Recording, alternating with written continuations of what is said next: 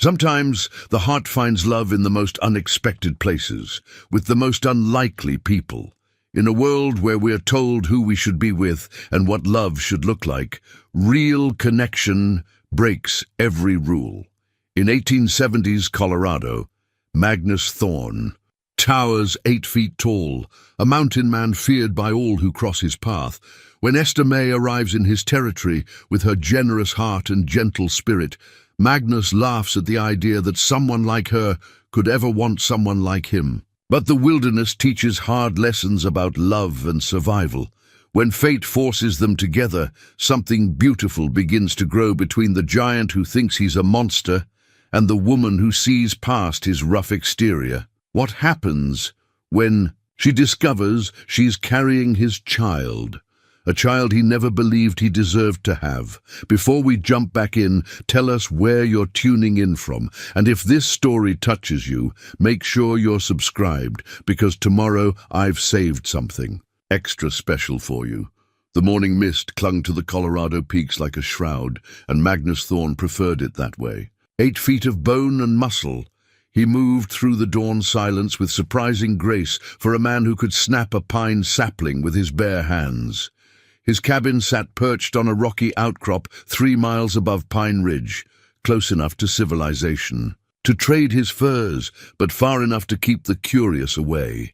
Magnus had carved his refuge from the wilderness with nothing but determination and an axe. Every log had been felled by his hands, every stone fitted with the precision of a man who understood that survival depended on attention to detail. The cabin's interior revealed an unexpected truth about its giant inhabitant. While rough-hewn and functional, every surface bore the subtle marks of artistry. The rifle stock mounted above his fireplace wasn't merely practical, it was a masterwork of carved wood, depicting a mountain scene so lifelike you could almost hear the wind through the pines. Few people in Pine Ridge had seen the delicate scrollwork Magnus carved into that walnut stock during the long winter months. They knew him only as the mountain man who appeared at Jeremiah Walsh's trading post twice a season, silent and imposing, his pale blue eyes scanning the room like a predator, assessing threats. Children scattered when his shadow fell across the mercantile's doorway. Women crossed themselves and hurried past. Men found urgent business elsewhere. Magnus told himself he preferred their fear. Fear was honest. Fear kept them at a distance where they couldn't see the loneliness that gnawed at him like hunger, couldn't witness the careful way he handled delicate things when he thought no one was watching. The trading post on this particular September morning buzzed with more activity than usual. A wagon train had arrived the previous evening. Families heading west before winter locked the mountain passes. Magnus needed ammunition and coffee, supplies that would see him through until spring. But he hesitated at the mercantile's threshold. Too many people crowded the narrow space, their voices creating a din that set his nerves on edge. "That's him," someone whispered as Magnus finally ducked through the doorway, his massive frame blotting out the morning light. "That's the giant!" Magnus ignored the murmurs and approached Walsh's counter. The portly merchant's hands trembled slightly as he gathered the requested items, though whether from fear or excitement at the rare cash sale, Magnus couldn't tell. "Fine morning for trading, Magnus," Walsh ventured, his voice pitched higher. "Than usual?" Magnus grunted his acknowledgement and placed silver coins on the scarred wooden counter. The exact amount, as always. No haggling, no conversation, no lingering longer than necessary. "Shame about the Hutchins family," Walsh continued, unable to resist filling the silence. "Lost their youngest to fever 3 days back. That's what drove them to join up with the Morrison train. Sometimes a change of scenery helps with grief, I reckon." Magnus's hand stilled over his purchases. He remembered grief. Remembered how it could hollow a person out until nothing remained but the shell of who they used to be. He said nothing, but something in his expression must have softened, because Walsh grew bolder. "There's a woman with them," the merchant continued, "came all the way from Missouri by herself. Esther May Fletcher, seamstress by trade. Lost her whole family to cholera last spring. parents, brother, even her intended. Brave soul. Heading west alone like that. Magnus gathered his supplies without comment, but his gaze drifted toward the wagon train camp visible through the mercantile's grimy window. Cookfires sent thin streams of smoke into the crisp air, and he could see figures moving between the covered wagons, like ants tending their colony. She's quite the seamstress, from what I hear. Walsh pressed on, seemingly determined to extract some response from his taciturn customer. Mrs. Morrison says her needlework is the finest she's ever seen. Course, she's not much to look at, a big woman if you catch my meaning, round as a barrel and twice as sturdy. But they say she's got a sweet disposition. The cruel laughter that erupted from Magnus surprised even him. It burst from his chest like a physical thing, harsh and bitter in the small space. Several customers turned to stare, their faces reflecting shock at the sound. A sweet disposition, Magnus repeated, his voice rough from disuse, as if that matters in this country. He shook his head, still chuckling without humor. A soft woman won't last a month out here. This land eats the weak. Walsh's face flushed red. Now, see here. Magnus, there's no call for... But Magnus had already turned away, his purchases tucked under one massive arm. He pushed through the crowd gathered around the store's entrance, their whispered conversations dying as he passed. Just as he reached the doorway, a figure stepped directly into his path. She was exactly as Walsh had described, round and solid, with auburn hair escaping from beneath a plain bonnet. Her brown eyes met his without flinching. Though he towered over her like a tree over a wildflower, she wore a traveling dress of deep blue wool, practical but well made, and her hands, he noticed her hands immediately, were small and neat, with the calluses of honest work. "Excuse me," she said, her voice calm and steady. "I believe you dropped this."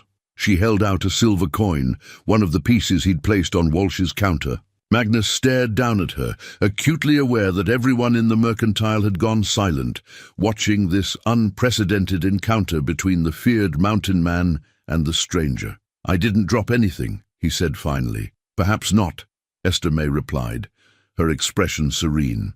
"But someone did, and you were the last person to leave. I thought you might want to check." Magnus patted his coat pockets and found them intact, his money accounted for. He looked back at the woman, Esther May Fletcher, the seamstress from Missouri, and saw something in her steady gaze that unsettled him. Not fear, not disgust, just a quiet assessment that made him feel suddenly exposed.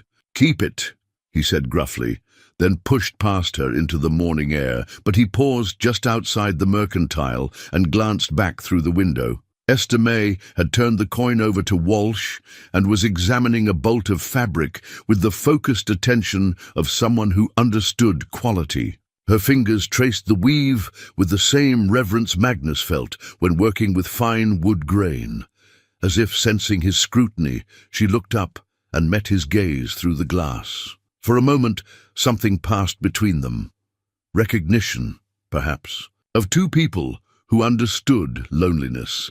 Then Magnus turned away and strode toward the trail that led home, disturbed by the encounter in ways he couldn't name. That evening, as he carved by lamplight, Magnus found himself thinking about steady, brown eyes and small, capable hands. The rifle stock in his lap, a piece he'd been working on for months, seemed to take on a life of its own under his knife. Without conscious thought, he began carving a new detail into the mountain scene, a small wildflower growing from a crevice in the rocks. Delicate and persistent against the harsh landscape, he set the work aside before completing the flower, troubled by his own impulse. Tomorrow, he would focus on practical matters, checking his trap lines, smoking meat for winter, reinforcing his cabin against the coming snows. He had no time for flights of fancy about auburn-haired women who looked at him without fear. But sleep, when it finally came, brought dreams of gentle voices and the rustle of wool skirts, of hands that could create beauty from simple cloth, just as his could coax art from rough wood. Magnus woke before dawn, with the unsettling realization that for the first time in years his cabin felt empty rather than peaceful. The wagon train would move on within days, carrying Esther May Fletcher toward whatever new life awaited her in the Western Territories. Magnus told himself he was grateful. The last thing he needed was complications, especially the kind that came with soft brown eyes and a voice that spoke to him without fear. He dressed in the pre-dawn darkness and prepared for another day of solitude, pushing away thoughts of small hands and steady gazes. The mountains demanded his full attention, and Magnus Thorne had learned long ago that survival meant accepting the harsh truth of his isolation. Still, as he stepped out into the crisp morning air, his gaze drifted toward the valley where the wagon train slept, and he found himself wondering if the seamstress from Missouri ever looked toward the mountains and thought of the giant who lived among them. The blizzard struck 3 days earlier than any weather Magnus had seen in 15 years of mountain living. He'd felt it coming in his bones, the way old injuries ached before storms, but even his experience hadn't prepared him for the fury that descended from the peaks like the wrath of an angry god.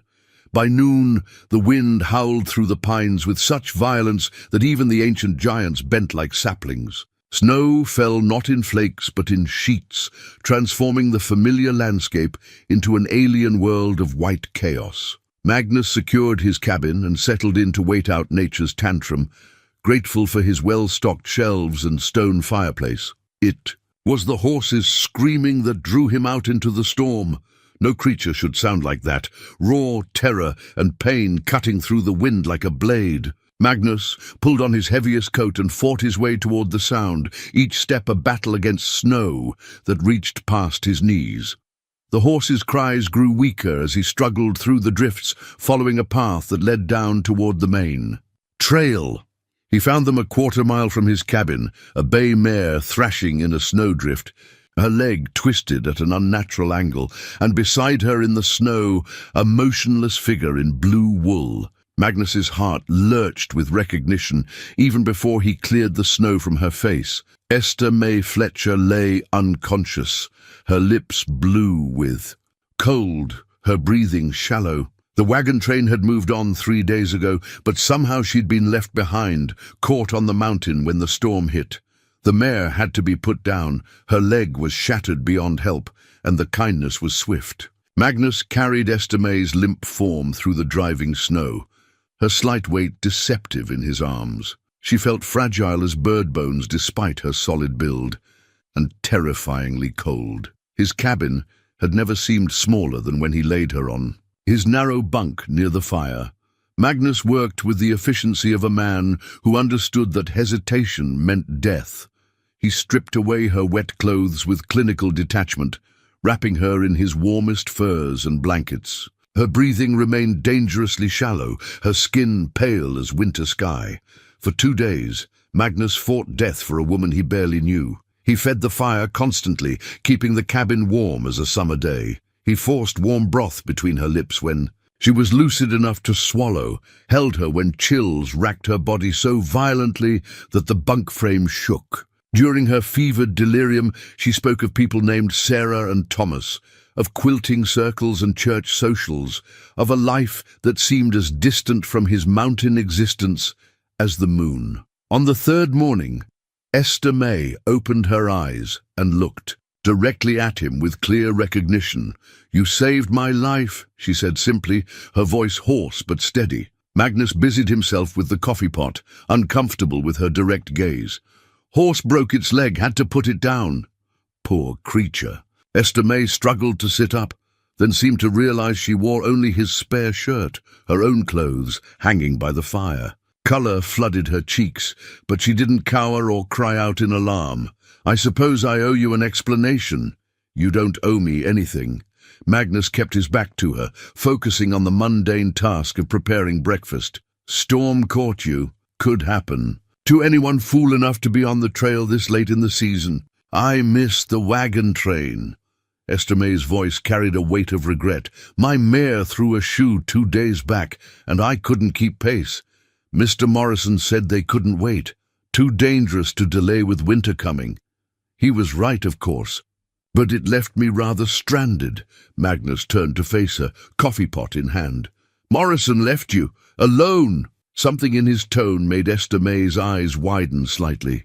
For the first time since he'd known of her existence, Magnus felt the familiar rage building in his chest, the same cold fury that had made men fear him in his younger days. He gave me supplies and directions to Pine Ridge, Esther May said. Quickly, it wasn't unreasonable, really. I'm the one who fell behind. Like hell, it wasn't unreasonable. Magnus set the coffee pot down harder than necessary. You don't abandon people, not out here. The vehemence in his voice surprised them both. Magnus had spent so many years alone that he'd forgotten how protective. Instincts could flare without warning. He cleared his throat and returned to his cooking, disturbed by the intensity of his reaction.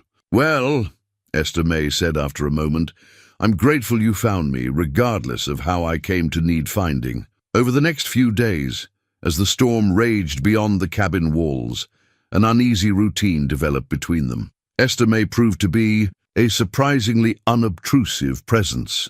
She mended his torn shirts with neat, nearly invisible stitches, using thread from a small sewing kit she'd salvaged from her saddlebags. She cooked meals that actually had flavor, transforming Magnus's simple provisions into something approaching cuisine. Most remarkably, she seemed unafraid of him. Not comfortable, perhaps. She moved carefully in the small space, always maintaining a respectful distance, but not terrified either. She spoke to him as she might any man, asking about the storm's likely duration, commenting on the cabin's sturdy construction, sharing small observations about mountain life. You built this yourself, she said on the fourth evening, running her hand along the smooth-hewn logs of the wall. Had to. No one else up here to do it. It's beautiful work. The joints are so precise they barely need chinking. Esther May traced a particularly elegant corner joint with her fingertip. You must have quite a lot of experience with woodworking. Magnus shrugged, uncomfortable with the admiration in her voice. A man learns what he needs to survive. But that night, by the fire's glow, he found himself telling her about the techniques he'd learned, the tools he'd made, the satisfaction of creating something solid and lasting from raw timber. Esther May listened with genuine interest, asking questions that revealed her own appreciation for skilled craftsmanship. I suppose it's not so different from sewing, she mused, taking something in its natural state and shaping it into something useful and beautiful. Never thought of it that way, Magnus admitted. My grandmother taught me to see the dress in the fabric before I made the first cut, Esther May continued. She said the material would tell you what it wanted to become. If you listened carefully enough. Magnus understood exactly what she meant. He'd felt the same thing countless times with wood, sensing the grain's natural direction, finding the form that wanted to emerge from the raw lumber, that someone else, especially someone so different from him, might share that understanding. Struck him as both unlikely and profound. As the storm continued, the artificial intimacy of their situation began to wear on Magnus's nerves. Esther May's presence filled spaces in his life he hadn't realized were empty. The cabin felt more like a home with her quiet movements, her soft humming as she worked, the rustle of her skirts, and the faint scent of lavender that seemed to follow. But intimacy bred familiarity, and familiarity led to expectations. Magnus had learned that lesson hard in his younger years. People always wanted more than he could give, always pushed for deeper connections that left him feeling exposed and vulnerable. Better to keep walls intact, to maintain the distance that protected them both.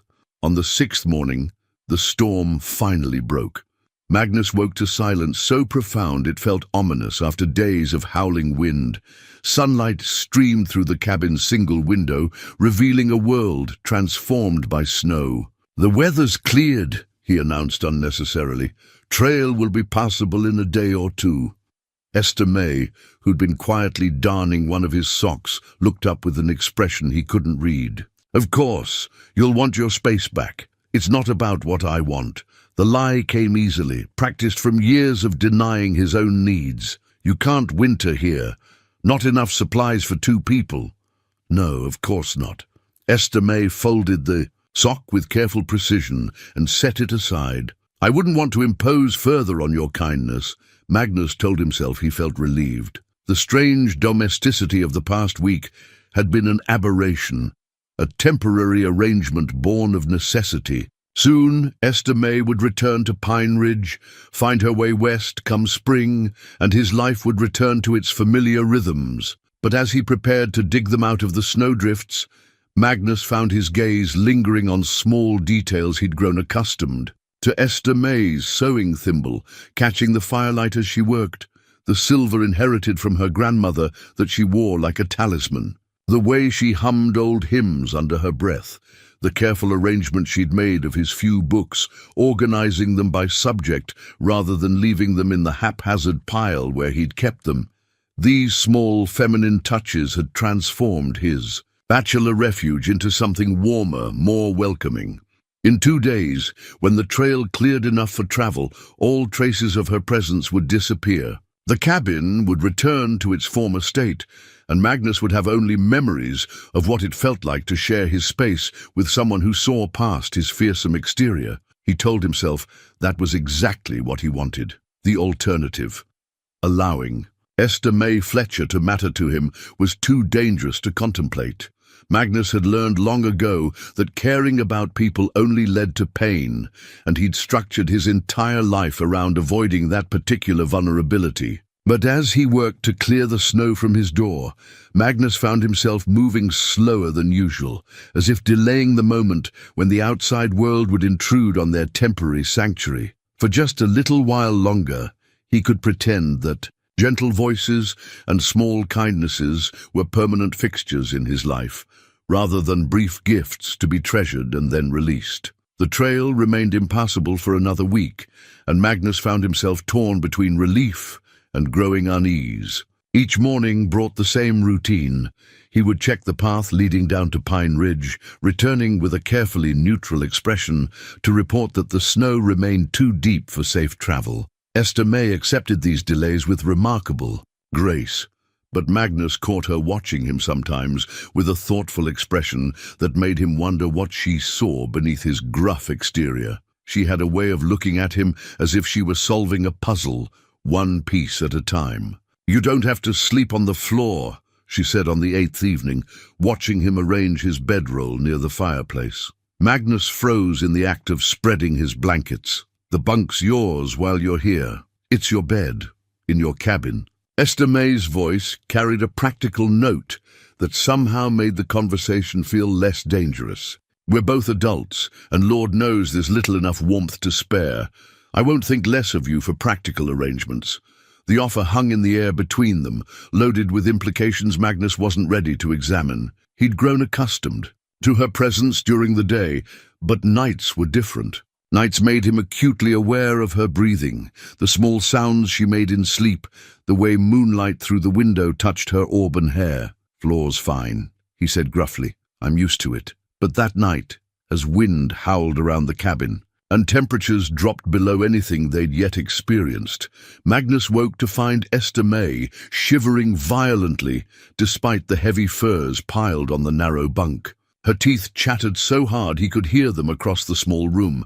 Without allowing himself time to think, Magnus gathered his blankets and approached the bed. "Move over." Esther May's eyes opened wide and questioning in the dim light.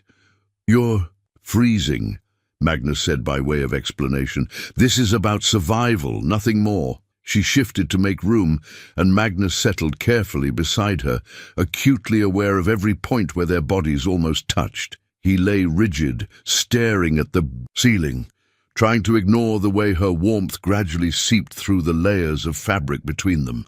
"Thank you," Esther May whispered. "I know this isn't easy for you." Magnus said nothing, but something in his chest loosened at her words. She understood his discomfort without judging him for it, recognized his gesture as the kindness it was, rather than expecting more than he could give.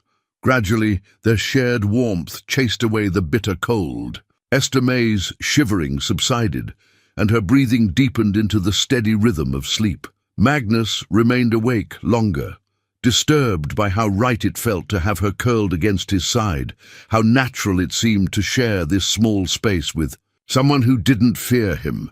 Morning brought awkwardness along with pale sunlight. Magnus woke first, as was his habit, but found himself reluctant to disturb the woman sleeping peacefully against his shoulder. Esther May's face in sleep looked younger, softer, with none of the careful composure she maintained during waking hours.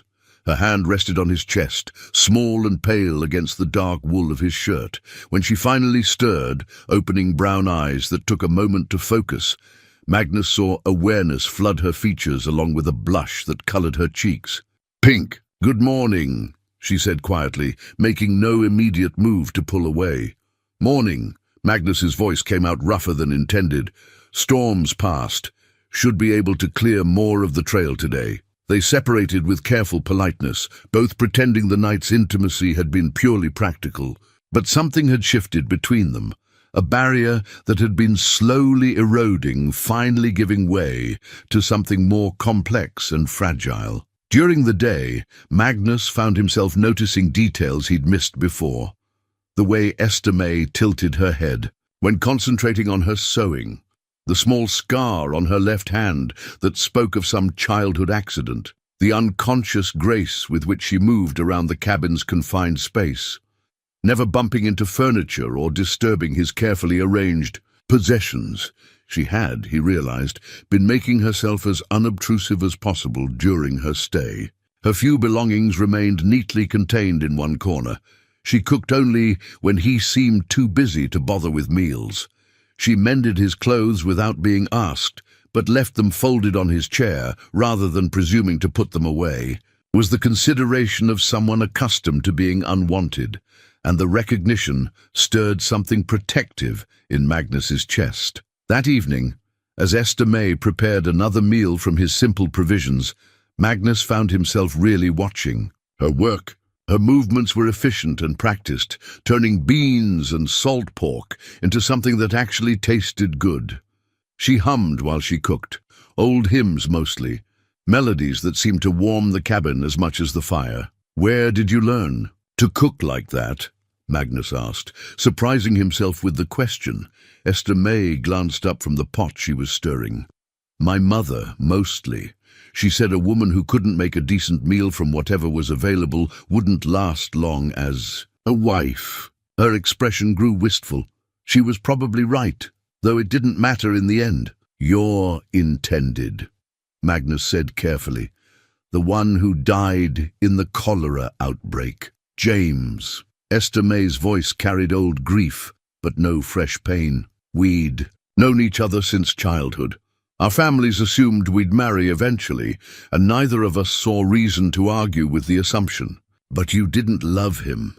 The words came out before Magnus could stop them, too direct and personal for someone he barely knew. But Esther May didn't seem offended by the bluntness. "I cared for him," she said slowly. "James was a good man, kind, steady, reliable. Love might have grown between us, given time." She paused, stirring the pot with unnecessary attention. "But no, I didn't love him. Not the way the poets write about, anyway." Magnus found himself curious about what kind of love Esther May might dream of, what kind of man could capture her quiet attention. The thought bothered him more than it should have. "What brought you west?" he asked instead. "After losing your family, most people would seek comfort in familiar places. There was nothing left for me in Missouri." Esther May's tone remained matter of fact, but Magnus heard the pain underneath. "James's family made it clear I wasn't welcome after he died. Said I must have brought bad luck to attract such tragedy. My seamstress work barely paid for a room above the milliner's shop, and the ladies who'd been my customers started finding reasons to take their business elsewhere. So you decided to start over?" "I decided to try." Esther May ladled stew into 2 bowls, her movements precise and controlled. "Oregon Territory needs seamstresses, and I thought perhaps a place where no one knew my history might be more welcoming." Magnus accepted his bowl with a grunt of thanks. but his mind worked on what she'd told him. Esther May Fletcher had lost everything: family, intended husband, livelihood, home, and instead of surrendering to grief, she'd chosen to fight for a new beginning. It took courage he wasn't sure he could have summoned at her age. They ate. In comfortable silence, the wind outside a distant murmur compared to the previous night's fury. As Esther May cleared their dishes, Magnus found himself studying her profile, noting the determined set of her jaw, the way her hands moved with quiet efficiency, even in the simplest tasks. Later, as she sat mending another of his shirts by firelight, Magnus retreated to his workbench in the cabin's corner. The wooden box, hidden beneath a loose floorboard, had remained untouched for years, but tonight he found himself lifting the lid and staring at the contents within. His mother's wedding ring lay nestled in faded velvet, a simple gold band that seemed to catch and hold the firelight. Margaret Thorne had worn it for 37 years, through poverty and plenty, through the raising of 7 children and the loss of 4. She'd placed it in Magnus's palm the day before she died, her fever-bright eyes holding his with desperate intensity. "This ring has seen real love," she'd whispered. "Not the easy kind that comes with sunshine, but the kind that grows stronger in darkness. Don't let your father's poison convince you that you're not worthy of such love. Promise me, Magnus. Promise me you'll try to find what your father and I never had." Magnus had made the promise to ease his dying mother's mind, but he'd never believed it possible. How could a man like him, too large, too rough, too marked by violence, ever inspire the kind of love his mother described? Better to accept the solitude that kept others safe from his potential for destruction. But sitting in his cabin with Esther May's quiet presence filling the space, Magnus found himself wondering if his mother had been wrong about his capacity for gentle love, or if he'd been wrong about his unworthiness of it. He closed the box and replaced it beneath the floorboard, but the ring's simple gold band lingered in his memory like an unspoken possibility. Tomorrow, if the weather held, he would escort Esther May back to Pine Ridge. She would find work, passage west, a new life among strangers who might appreciate her quiet strength and generous heart. Magnus told himself this was what she deserved, a chance at happiness far from the isolation and hardship of mountain living. But as he prepared his bedroll near the fire, he couldn't shake the feeling that he was preparing to lose something precious he'd never even allowed himself to hope for. The seed. Morning brought clear skies and temperatures that, while still bitter, no longer threatened immediate death to anyone caught outside. Magnus woke to find Esther May already up, packing her few belongings with the methodical care of someone accustomed to frequent moves. "Trail should be passable," Magnus said, stating the obvious because the alternative, acknowledging what her departure meant, felt too dangerous. "Yes, I imagine so." Esther May folded her spare dress with precise movements, her face composed but unreadable. "I can't thank you enough for your kindness, Magnus. You saved my life." Anyone would have done the same. Esther May paused in her packing, looking at him with an expression that held gentle disagreement. "No," she said quietly, "not anyone. And certainly not anyone who would have cared for me with such consideration." The words hung between them, weighted with meaning Magnus didn't want to examine too closely. He busied himself with preparing for the journey down to Pine Ridge, checking his rifle and gathering the supplies they'd need for the trek. But as he worked, Magnus found himself stealing glances at Esther May, noting the careful way she handled her grandmother's recipe book, a leather-bound collection of handwritten instructions that she'd rescued from her saddlebags. The pages were water-stained but readable, filled with measurements and techniques passed down through generations of women who'd understood that feeding people was an act of love. "My grandmother wrote most of these," Esther May said, noticing his attention. "She taught me that a good meal could heal more than just hunger, could bring comfort, show care, build connections between people." Magnus thought of the meals they'd shared over the past week, how Esther May had transformed his simple provisions into something approaching feast. She'd been showing him care in the only way their circumstances allowed, and he'd been too focused on maintaining distance to fully appreciate the gift. "You'll make some family very happy," Magnus said carefully. "Out west." Something flickered across Esther May's features. Disappointment, perhaps, or resignation. "Perhaps," she said, "though I've learned not to count on happiness. It seems to be one of those things that comes when you're not looking for it." The journey to Pine Ridge took most of the morning, with Magnus breaking trail through snow that reached his knees and would have been impassable for someone of normal height. Esther May followed in his footsteps, her breathing visible in the cold air, but her pace steady. She didn't complain about the difficult conditions or ask for rest stops, matching his determined progress with quiet endurance. As they descended toward the settlement, the familiar sounds of civilization reached them. Axes splitting wood, the lowing of cattle, children's voices carrying on the thin air. Magnus felt each sound like a weight settling on his shoulders, reminding him of the world below where Esther May belonged, and he remained forever an outsider. Pine Ridge's main street bustled with activity despite the recent storm. People emerged from buildings to stare at the unlikely pair, the giant mountain man and the woman he escorted. Magnus ignored their curious gazes, focusing instead on delivering Esther May safely to the boarding house where she could secure. Lodging Mrs. Campbell, the boarding house proprietor, greeted Esther May with the kind of flustered attention reserved for unexpected guests. "My dear, we thought you'd perished in that terrible storm. When the Morrison train reported you missing, we feared the worst." "I was fortunate," Esther May said simply, her gaze finding Magnus's for a brief moment. "I found shelter." Mrs. Campbell's eyes widened as she took in Magnus's imposing presence. "Oh my! Well, yes, I can see that you did. How providential." Magnus shifted uncomfortably under the woman's obvious curiosity. This was exactly why he avoided the settlement, the questions, the stares, the way people treated him like a dangerous animal that might turn unpredictable at any moment. "I should go," he said to Esther May, shouldering his rifle. "Storms cost me a week of trap checking." "Of course." Esther May's voice remained steady, but Magnus caught something in her expression that might have been regret. "Thank you again for everything."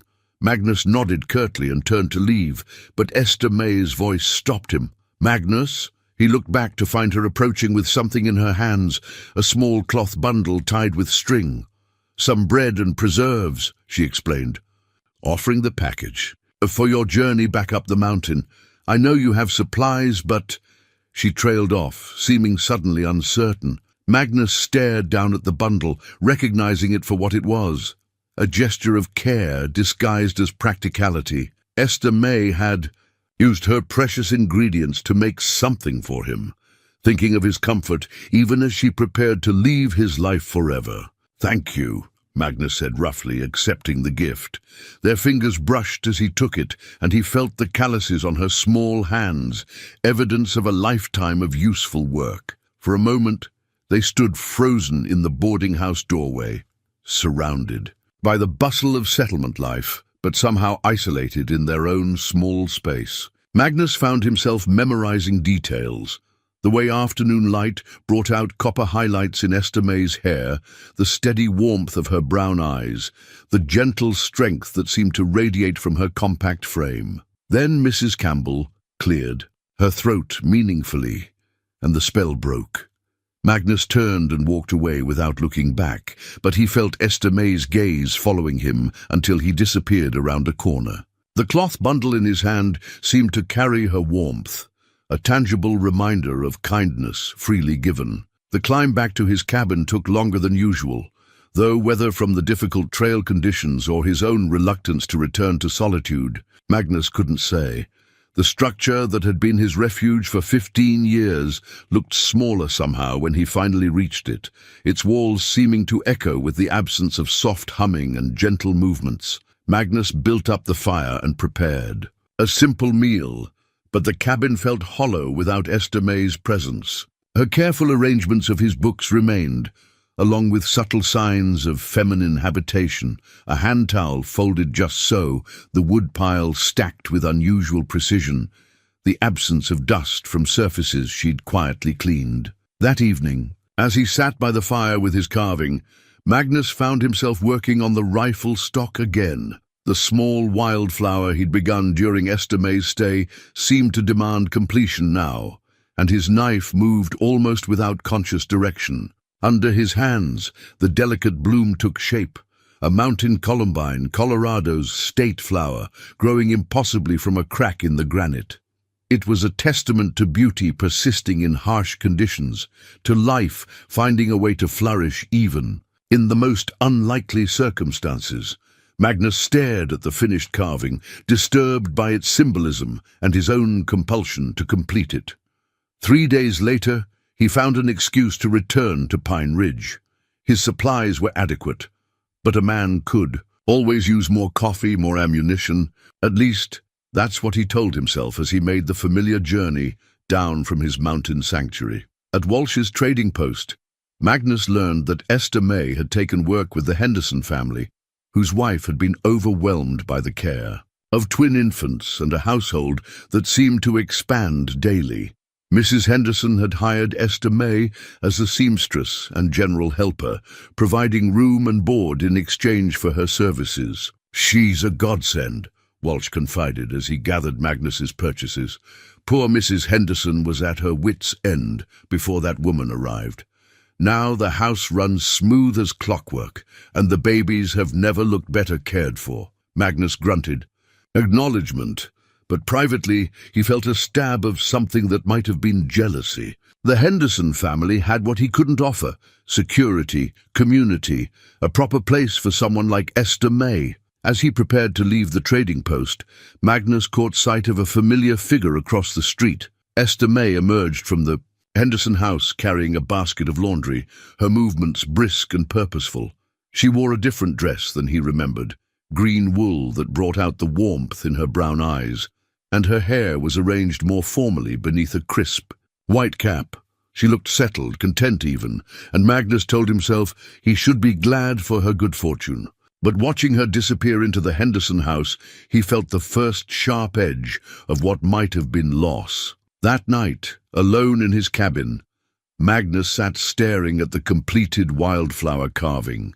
The delicate bloom seemed to mock him with its beauty, reminding him of possibilities he'd been too frightened to explore. For one brief week, his life had held warmth and companionship, the promise of something beyond mere survival. Now that possibility lived 3 miles down the mountain, close enough to haunt him, but distant enough to remain safely out of reach. Magnus told himself this was for the best, that Esther May deserved better than the harsh isolation he could offer.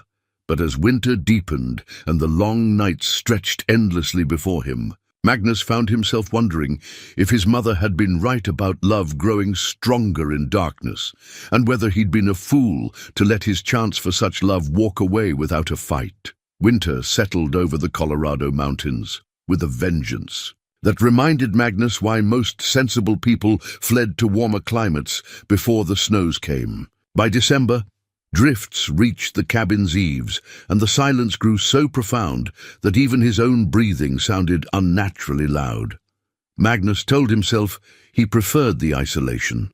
The brutal cold kept casual visitors away, ensuring the solitude he'd cultivated for 15 years, but memories of soft humming and gentle conversation seemed to echo in the cabin's corners, making the quiet feel oppressive rather than peaceful. He threw himself into winter tasks with grim determination, checking trap lines on snowshoes, smoking meat, repairing equipment, anything to keep his mind occupied. But even the familiar rhythms of survival couldn't completely banish thoughts of brown eyes and careful hands, of the way Esther May had transformed his rough living space into something approaching a home. The carved wildflower on his rifle stock caught the firelight each evening, a constant reminder of the week when his life had held possibilities beyond mere endurance. Magnus found himself studying the delicate petals with something approaching obsession, remembering the woman who'd inspired its creation. On a particularly bitter morning in mid-December, Magnus woke to find fresh horse tracks leading toward his cabin. The prints were several hours old, partially filled with wind-blown snow, but unmistakably there. Someone had approached during the night and left again without making contact. Magnus followed the trail to where it disappeared among the trees, but found no other sign of the mysterious visitor. The tracks were too large for Esther May's mare, which had died in the storm anyway, and too purposeful for a casual traveler lost in the wilderness. 3 days later it happened again. This time Magnus caught a glimpse of the rider from his cabin window, a dark figure on horseback, too distant to identify but watching his refuge with obvious interest. When Magnus stepped outside with his rifle, the figure melted into the forest like smoke. The visits continued sporadically through the winter, always at dawn or dusk when visibility was poor. Magnus began sleeping more lightly, his old instincts for danger awakening after years of peaceful mountain living. Someone was watching him, studying his habits, and the attention felt anything but friendly.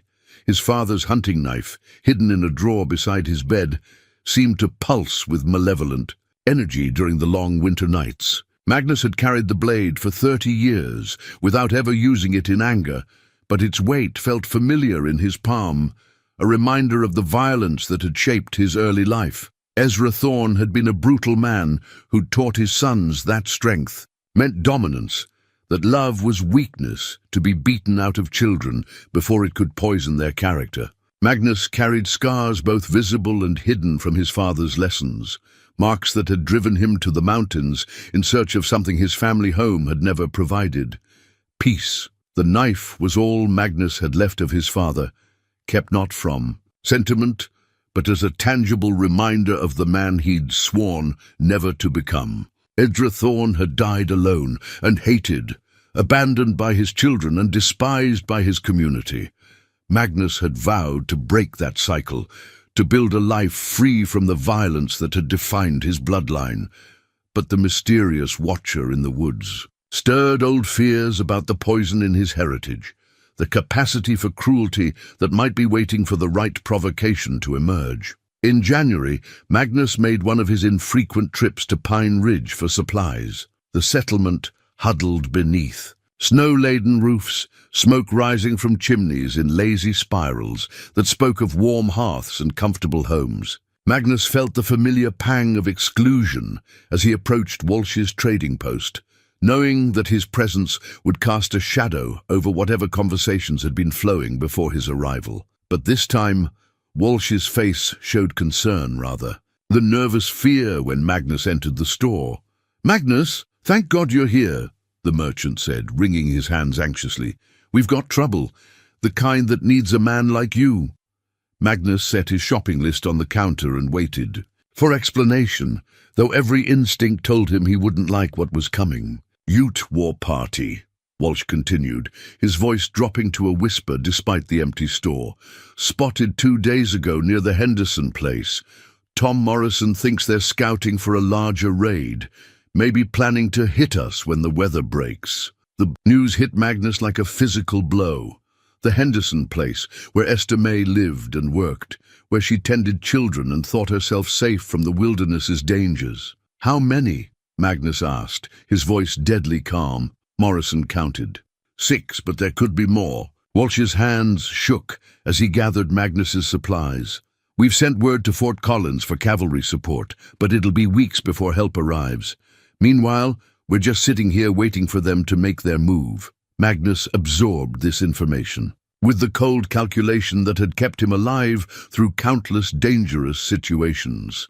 6 Ute warriors could devastate a settlement like Pine Ridge if they struck at the right moment.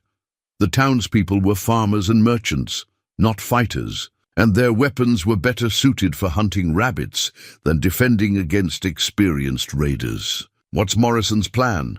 Magnus asked.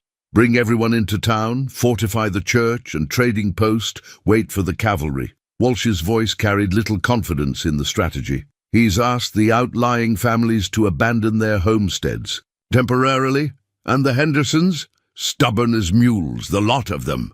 Walsh shook his head in frustration.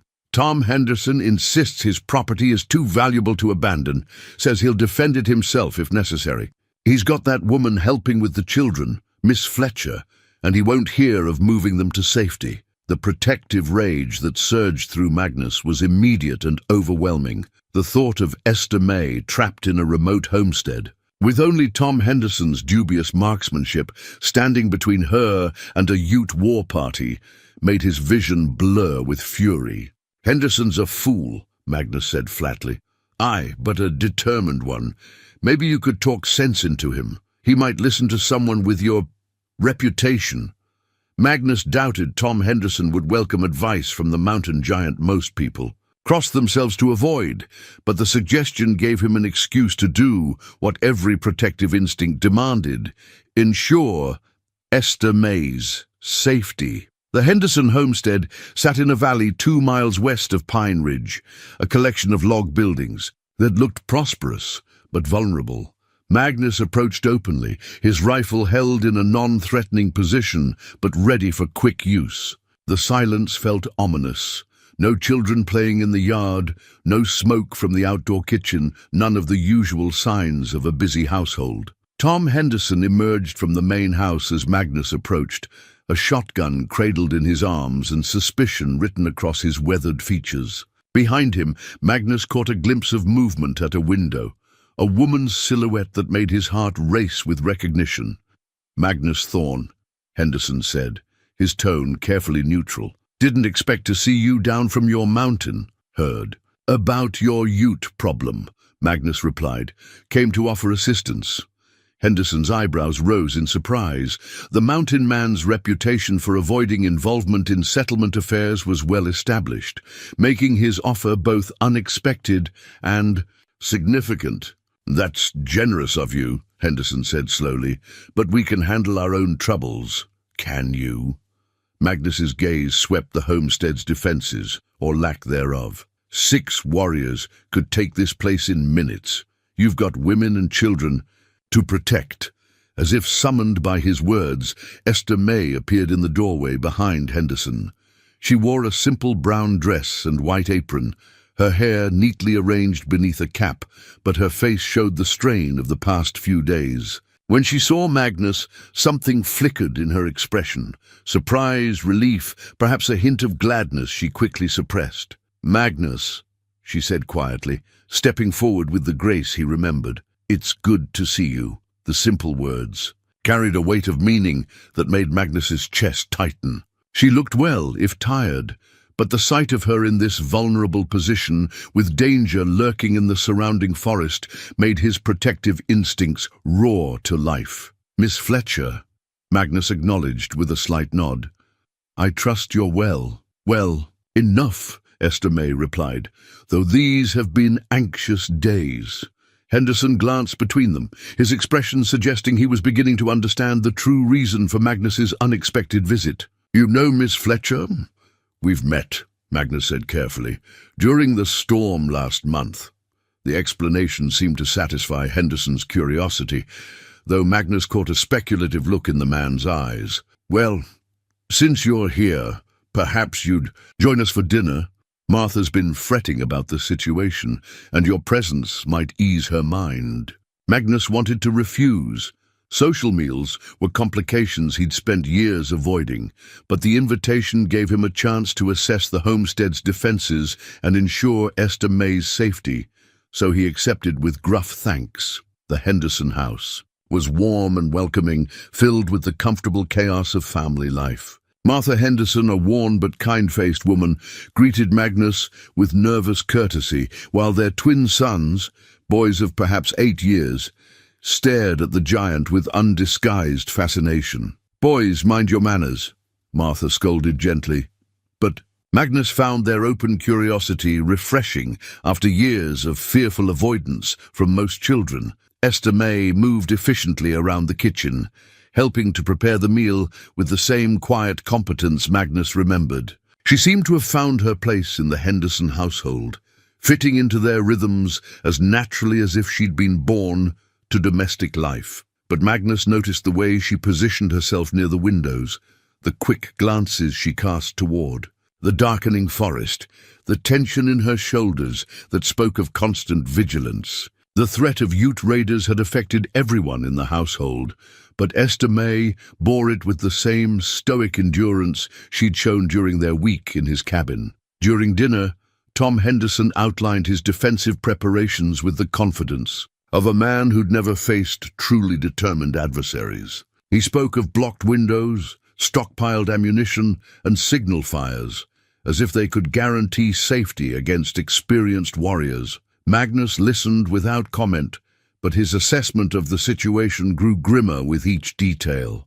The Hendersons were brave but naive, their preparations more likely to create a false sense of security than actual protection. If the Ute war party decided to attack, these good people would die believing they'd done everything possible to defend themselves. After the meal, as Martha settled the children for the night, Magnus found himself alone with Esther May in the kitchen.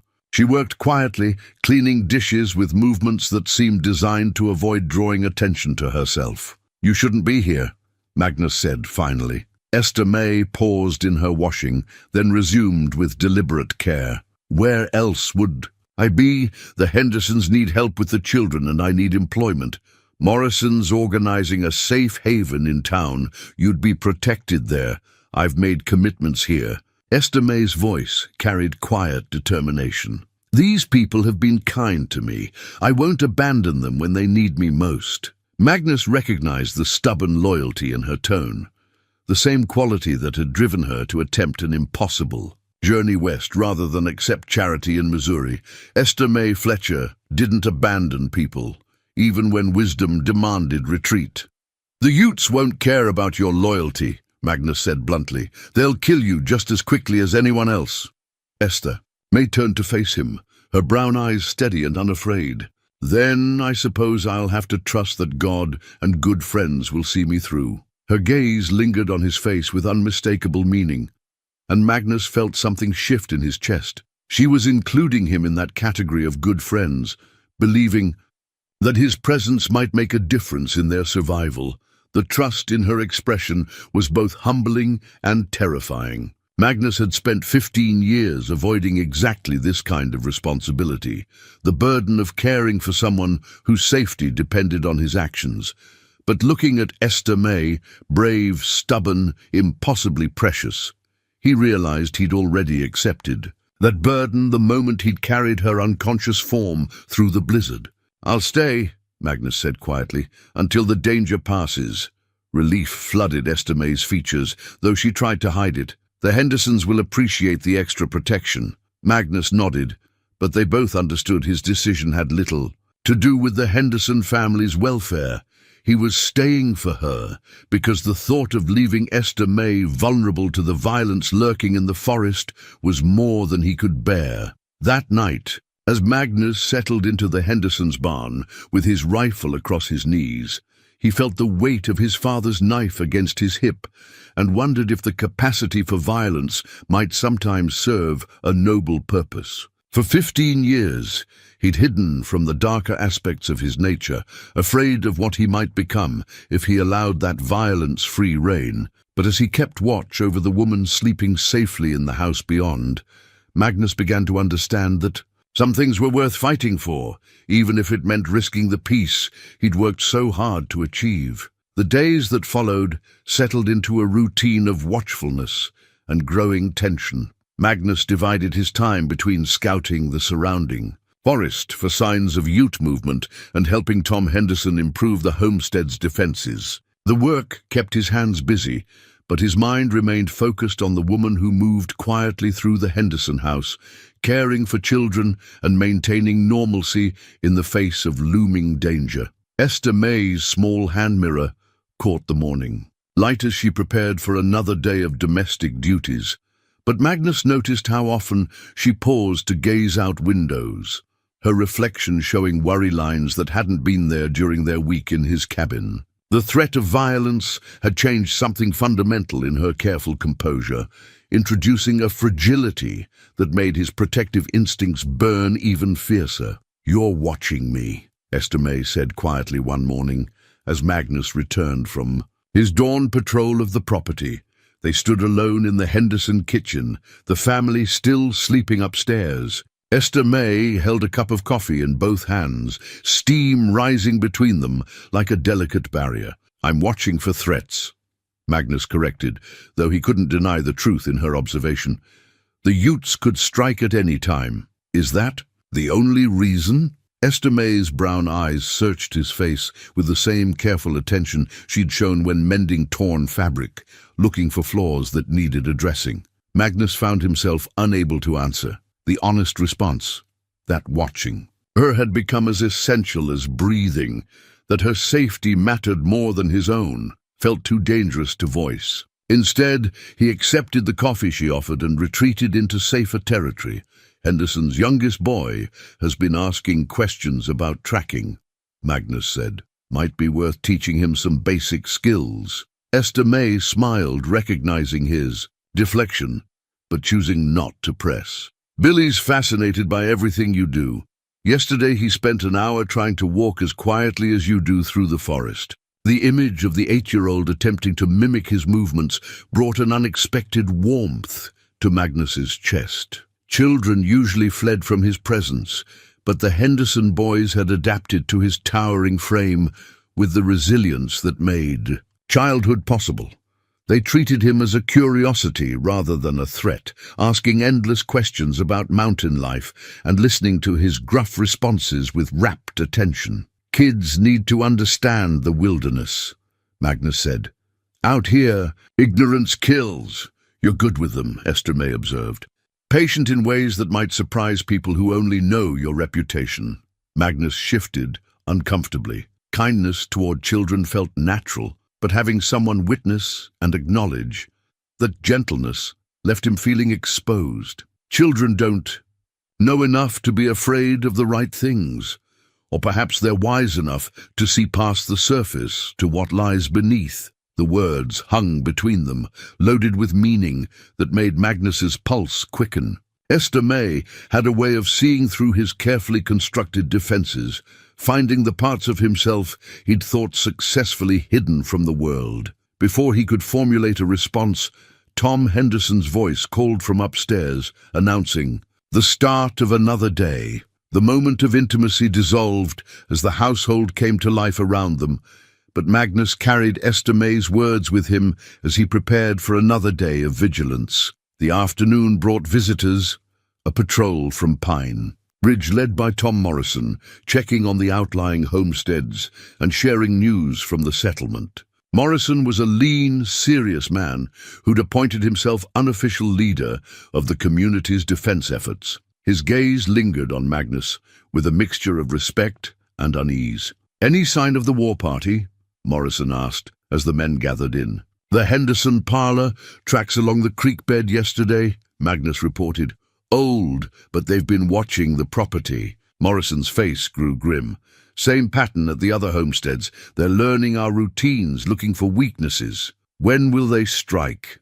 Tom Henderson asked, his confidence wavering for the first time since Magnus's arrival. "Soon," Magnus said with certainty.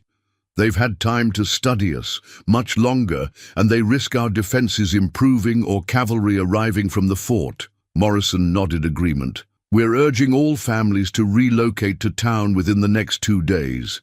The church can accommodate everyone, and we've got enough armed men to mount a proper defense." "I've told you before," Henderson said stubbornly, "I won't abandon my property to raiders. This homestead represents years of work." "Property can be rebuilt," Morrison argued. "Lives can't." The debate continued, but Magnus's attention drifted to the kitchen, where Esther May worked quietly, her movements betraying the tension she tried to hide. She'd chosen to stay with the Henderson family despite the danger, loyalty overriding self-preservation in a way that was both admirable and terrifying. That evening, after Morrison's patrol had departed with promises to return in 2 days, Magnus found himself helping Esther May with the dinner preparations. The domestic task felt strange, but not unwelcome, chopping vegetables while she seasoned meat, their movements coordinated like partners in a familiar dance. Morrison's right about relocating, Magnus said carefully. The church would be safer. Esther May's hand stilled over the pot she was stirring. Would you leave? The question caught Magnus off guard. What do you mean? If you were in Tom Henderson's position, if this were your property, your family's future, would you abandon it to raiders? Magnus considered the question seriously. He understood Henderson's reluctance better than he'd admitted. The homestead represented security, hope for the future, the tangible proof that a man could carve something meaningful from the wilderness. I'd do whatever kept the people I cared about safe, Magnus said finally, even if it meant losing everything else. Everything else doesn't matter if the people you love are dead.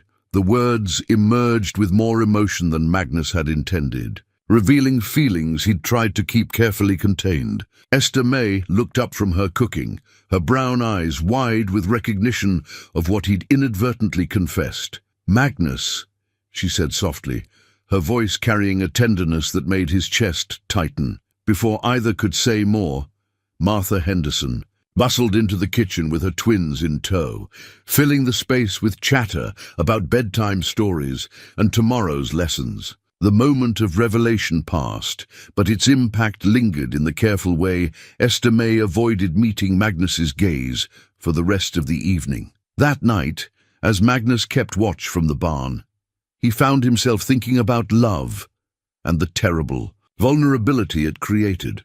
For 15 years, he'd lived free from such entanglements, accepting loneliness as the price of safety. But Esther May had changed something fundamental in his careful isolation, awakening feelings he'd thought permanently buried. The sound of horses moving through the forest brought Magnus instantly alert.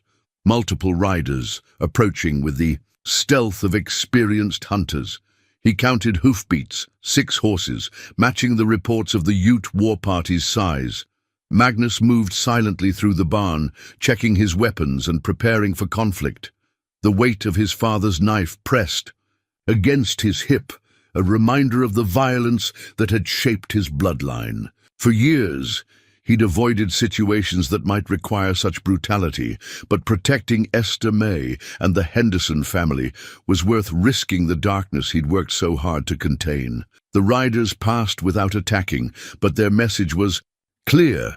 They were ready to strike, waiting only for the right moment. Magnus remained vigilant through the long night, watching over the people sleeping peacefully in the house beyond, knowing that tomorrow might bring the violence he'd spent 15 years trying to escape.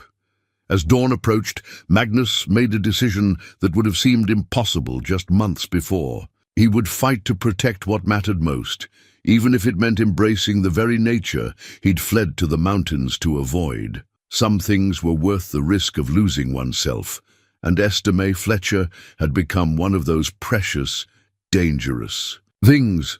The mirror in her room caught the first light of morning, reflecting a world about to change forever. Magnus watched the sunrise paint the forest in shades of gold and crimson, and prepared himself for whatever darkness the day might bring. The attack came at dawn, but not from the direction Magnus expected. A single rider approached the Henderson homestead openly, hands raised in a gesture of parley. Magnus watched from concealment, rifle ready, as the figure drew closer. Not a Ute warrior, but a white man in worn buckskins, his face weathered by years of frontier living. "Hello, the house," the stranger called. "I'm looking for a man called Magnus Thorne." Magnus felt ice form in his veins. No one should know his full name, let alone seek him out in this remote location. He'd been careful to use only his first name in Pine Ridge, maintaining the anonymity that had kept him safe for 15 years. The stranger reached into his saddlebag and withdrew a folded paper, yellowed with age. Even from a distance, Magnus recognized what it was, a wanted poster bearing his likeness and the name he'd hoped was buried forever. "I know you're here, Magnus," the man called. "Or should I say, Mountain Magnus McLean. That's the name. On this here bounty notice, says you're wanted for murder in Wyoming territory, offers $1,000 for your capture, dead or alive." The Henderson family emerged from their house, confusion and growing alarm evident on their faces. Tom Henderson held his shotgun, but his attention was divided between the stranger and Magnus, who stepped slowly from his concealment. "What's this about?" Henderson demanded, though wariness had crept into his voice. Magnus moved forward with deliberate calm, his rifle held casually but ready for quick use. The bounty hunter, for that's clearly what the man was, smiled with the confidence of someone holding all the cards. "Name's Jake Cartwright," the hunter said, his gaze fixed on Magnus. "Been tracking Magnus McLean for the better part of 3 years. Imagine my surprise when I heard tell of an 8-foot mountain man living up in these peaks. Not many men fit that description." Magnus. Esther May's voice carried confusion and something that might have been hurt. She stood in the doorway, her face pale but composed, waiting for an explanation that Magnus wasn't sure he could provide. 20 years ago, Magnus said quietly, his words carrying across the morning air, "I killed 3 men in a saloon fight. In Cheyenne, they were trying to force themselves on a serving girl who couldn't have been more than 16. I stopped them." The stark admission hung in the air like gun smoke. Magnus saw Tom Henderson's grip tighten on his shotgun, saw Martha pull her children protectively closer. But it was Esther May's expression that cut deepest, not fear or revulsion, but a careful reassessment that suggested she was recontextualizing everything she thought she knew about him. Self-defense, was it? Cartwright laughed harshly. "That's not how the witnesses told it. Said you went into a rage, broke one man's neck with your bare hands, crushed another's skull against the bar. 3rd one you gutted with that knife you carry. Folks said it was like watching a wild animal tear apart its prey." Magnus felt the familiar darkness stirring in his chest, the same cold fury that had consumed him that night in Cheyenne. He'd tried to intervene reasonably, tried to talk the men out of their assault. But when they turned on him with drunken violence, something primal had awakened. The same capacity for brutality that had marked every man in his bloodline. "Those men were going to rape a child," Magnus said, his voice deadly quiet. "I couldn't let that happen." "Maybe so," Cartwright conceded, "but you didn't stop with defending the girl. Witnesses say you kept hitting that last fellow even after he was down, even after he'd stopped moving. That's what made it murder instead of justified killing." The words struck Magnus like physical blows because they contained a grain of truth he'd spent 20 years trying to forget. He had lost control that night, had allowed the violence to consume him until he was no longer defending innocence but indulging the savage nature he'd inherited from his father. "Why now?" Magnus asked. 20 years is a long time to pursue a bounty." Cartwright's smile grew wider. "Bounty's been increased. Seems one of those dead men had a son who's done well for himself, made his fortune in silver mining up in Montana. He's offering $5,000 for the man who killed his father, and he's not particular about the condition of the body."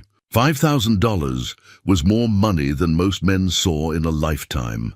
Magnus understood now why Cartwright had spent years tracking him, why the hunter's eyes gleamed with anticipation of wealth. "I'll come with you," Magnus said simply. "Leave these people out of it." "Magnus, no." Esther May stepped forward, her composure finally cracking. "You can't just surrender to this man."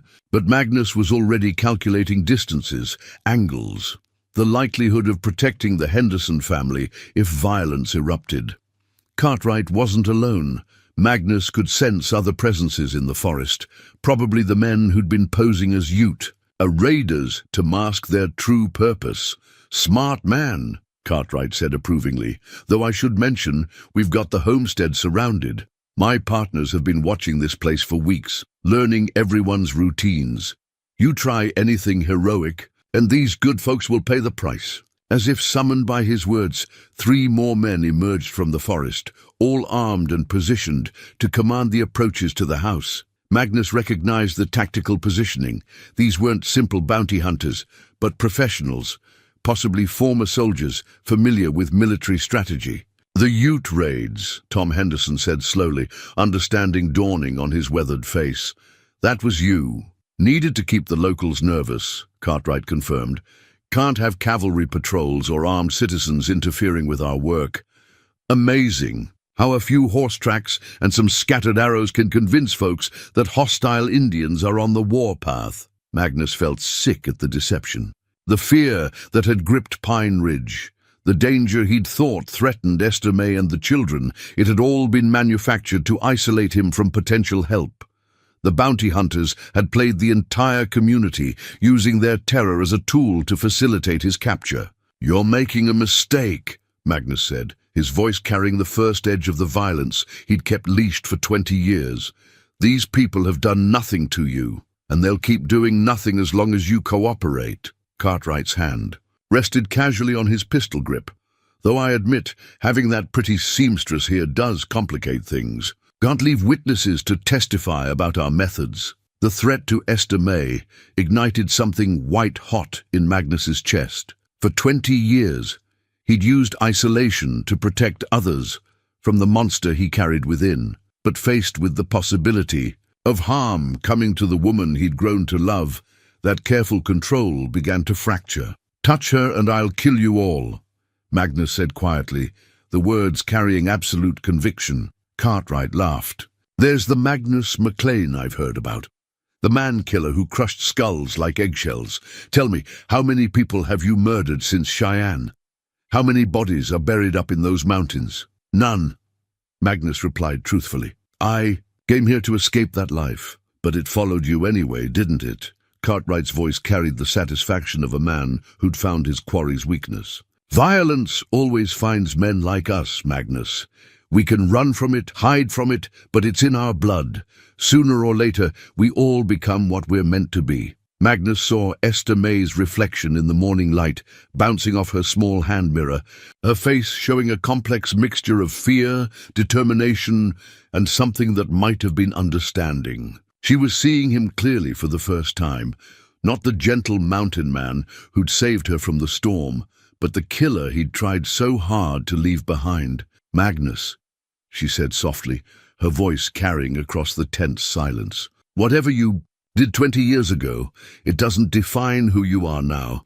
But Magnus wasn't sure that was true. As Cartwright and his men closed in, as the violence he'd spent 2 decades avoiding rushed toward him like an avalanche, Magnus felt the familiar darkness rising in his chest. The capacity for brutality that had driven him to the mountains was stirring to life, awakened by the threat to everything he'd come to value. Perhaps Cartwright was right. Perhaps some men were simply born to violence, destined to destroy everything they touched, despite their best intentions. Magnus looked at Esther May's face, memorizing her features before the monster inside him broke free, and wondered if she would still recognize him when the killing was done. The standoff stretched through the morning like a taut wire ready to snap.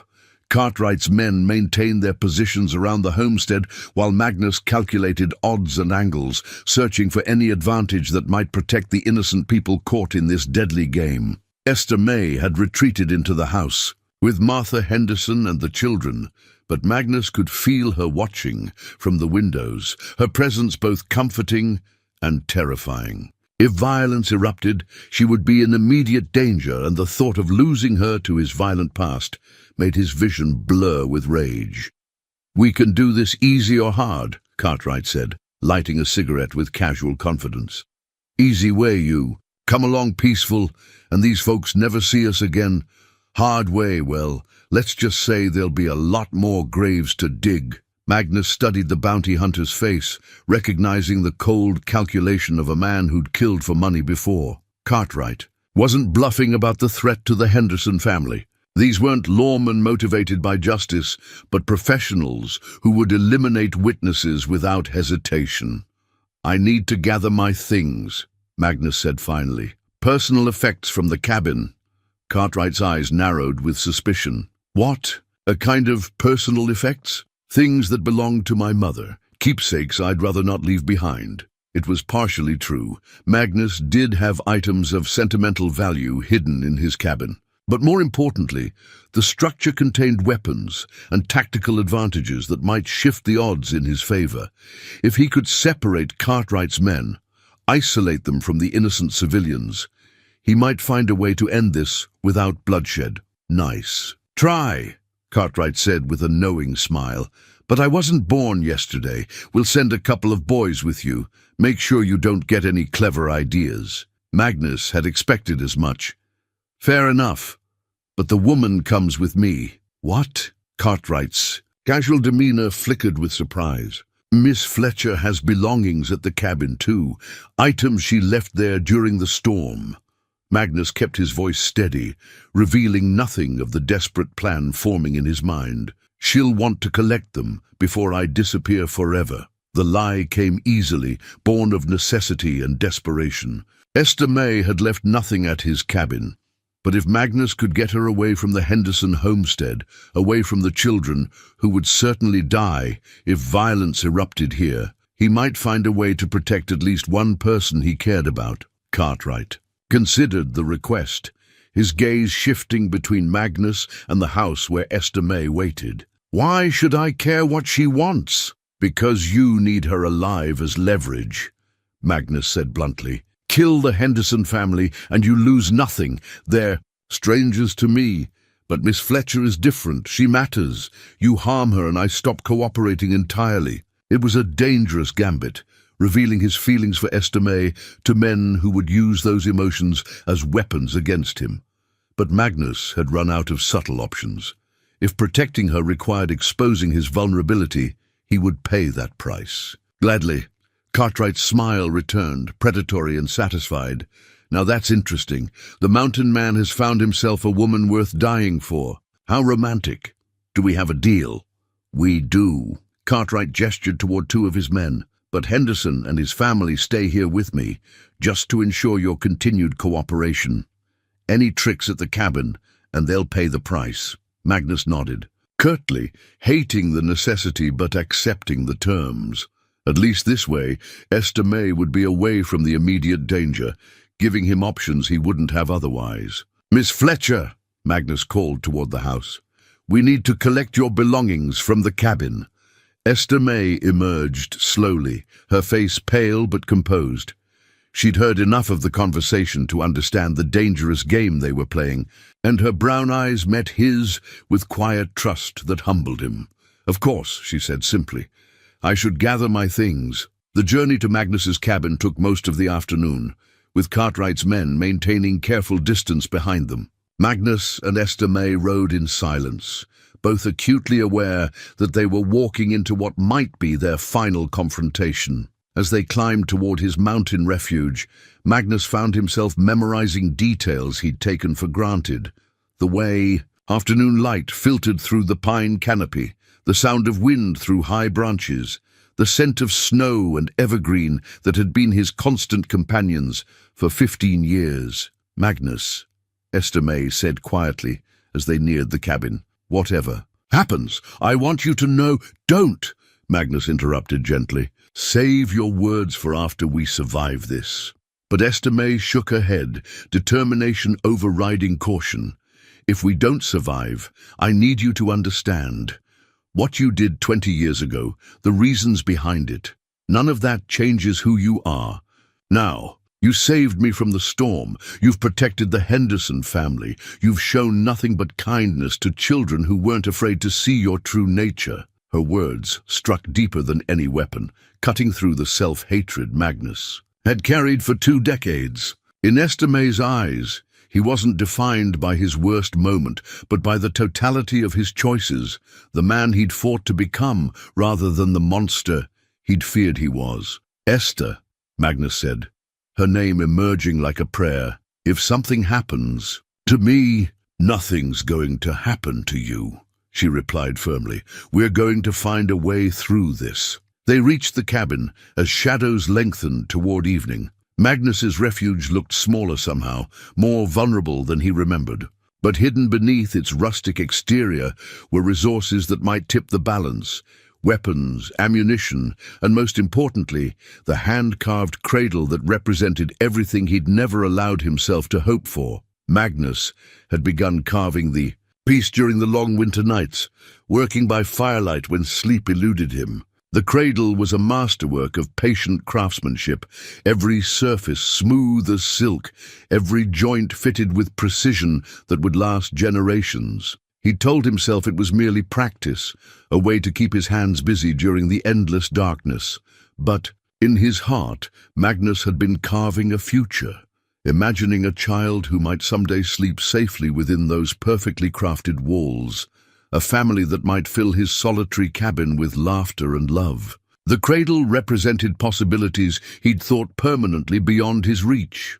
Now, as Cartwright's men positioned themselves around the cabin's perimeter, Magnus understood that his dreams of family and belonging hung by the thinnest of threads. One wrong move, one moment of miscalculation, and everything he'd dared to hope for would be destroyed. "Beautiful workmanship," one of the bounty hunters commented, running his fingers along the cradle's curved rails. "Shame to see such skill wasted on a killer." Magnus said nothing, but his hands clenched into fists at the casual dismissal. The cradle wasn't just woodwork, it was hope given physical form, love expressed in the only language his scarred hands truly understood. As evening approached and Cartwright's deadline drew near, Magnus made his final preparations. Hidden weapons were checked and positioned, escape routes were mentally rehearsed. Most importantly, he caught Esther May's gaze and held it, communicating. Without words, the plan that might save them both. She nodded slightly, understanding passing between them like electricity. Whatever came next, they would face it together, and perhaps that shared courage would be enough to overcome the violence that threatened to consume everything Magnus had built in his mountain sanctuary. The cradle sat in the cabin's corner, a testament to dreams that might never be realized. But Magnus found strength in its presence. He'd carved it with love and hope, and those emotions, rather than the darkness his father's knife represented, would guide him through the deadly hours ahead.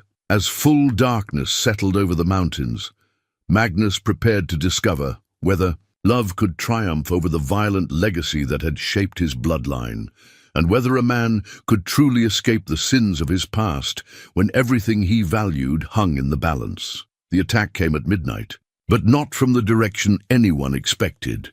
Esther May's labor pains had begun at sunset, waves of agony that left her gasping and clinging to the cabin's rough-hewn walls. Magnus stared in shock as she doubled over, one hand pressed to her swollen belly, a roundness he'd somehow failed to notice beneath her loose-fitting dresses. "The baby," Esther May whispered, her face pale with pain and something that might have been shame. "Magnus, I'm so sorry. I should have told you." "How long?" Magnus demanded, his mind reeling as pieces fell into place. The careful way she'd positioned herself during their week together, the loose clothing, the morning sickness he'd attributed to her ordeal in the storm. 6 months. Esther May gasped as another contraction seized her. "Since our time in the cabin. Since that night." She didn't need to finish. Magnus remembered the evening when comfort had turned to tenderness, when two lonely souls had found solace in each other's arms. He'd thought it a moment of weakness, a temporary lapse in the careful distance he maintained from all human connection. But it had created life. The woman he loved was carrying his child, and she was giving birth in the middle of a deadly standoff with men who would kill them both without hesitation. "Jesus Christ," one of Cartwright's men muttered from his position near the door. "What do we do now?" Outside, Magnus could hear movement in the darkness.